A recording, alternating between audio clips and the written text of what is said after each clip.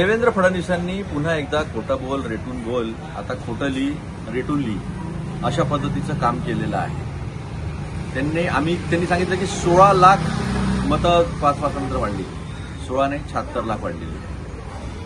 82 विधानसभांमध्ये 12,000 बूथवर जर आपण विचार केला तर एका बूथवर 600 वोट, एका मिनिटाला 1 वोट, तसे 3 मिनिटं लागतात. याचा विचार केला तर आपल्या असं लक्षात येईल की 10 तास लागतील त्याला. कोणता बूथ 3 वाजेपर्यंत सुरू होता याचं उत्तर दिलं नाही.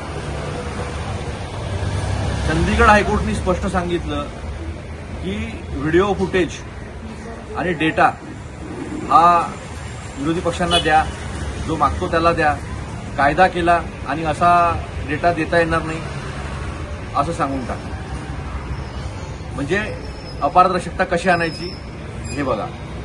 सुप्रीम कोर्टाने सांगितलं की मुख्य निवडणूक आयुक्ताच्या नियुक्तीची समितीमध्ये सर्वोच्च न्यायालयाचे मुख्य न्यायाधीश, विरोधी पक्षनेते आणि पंतप्रधान हे असतील. त्याच्यामधनं सर्वोच्च न्यायालयाचे मुख्य न्यायाधीश काढून टाकले, कायदा बदलवून टाकला, लोकशाही संपवून टाकली. त्याचं उत्तर नाही दिलं. प्रत्येक वेळेस सांगतात काही प्रश्न विचारला तर अर्बन नक्षल म्हणतात. तसाच आम्ही जातनिहाय जनगणनेचा प्रश्न विचारला होता, त्यावेळेस त्यांनी आम्हाला अर्बन नक्षल म्हटलं होतं. आज त्यांनी ते मान्य केलं, त्याची भलावण करतात आहे. अर्बन नक्षल झालेत का मोदी, त्याचं उत्तर दिलं नाही. त्यांनी सांगितलं की जेवढ्या संस्था आहे सीबीआय, ईडी, इन्कम टॅक्स याच्यावर त्यांनी ताबा घेतलेला आहे असा आरोप करतात. हे सत्य आहे ना.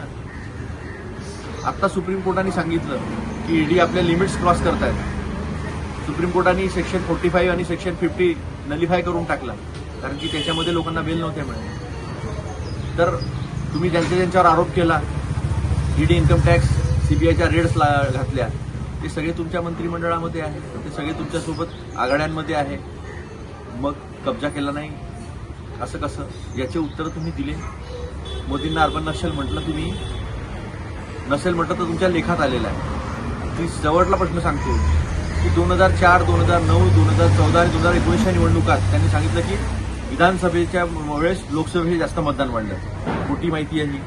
2004 या सगळ्या निवडणुकांमध्ये 5 वर्षात वाढलेलं मतदान हे कधीही लोकसभा टू विधानसभा या 5 महिन्यात वाढलेलं इतकं नव्हतं. पुन्हा हे खोटं.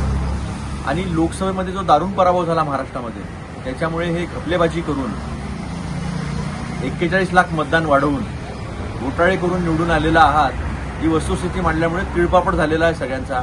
पण ही वस्तुस्थिती आहे आणि तुम्हाला आम्ही हे घपले करू देणार नाही याची जी आहे ती नांदी आहे.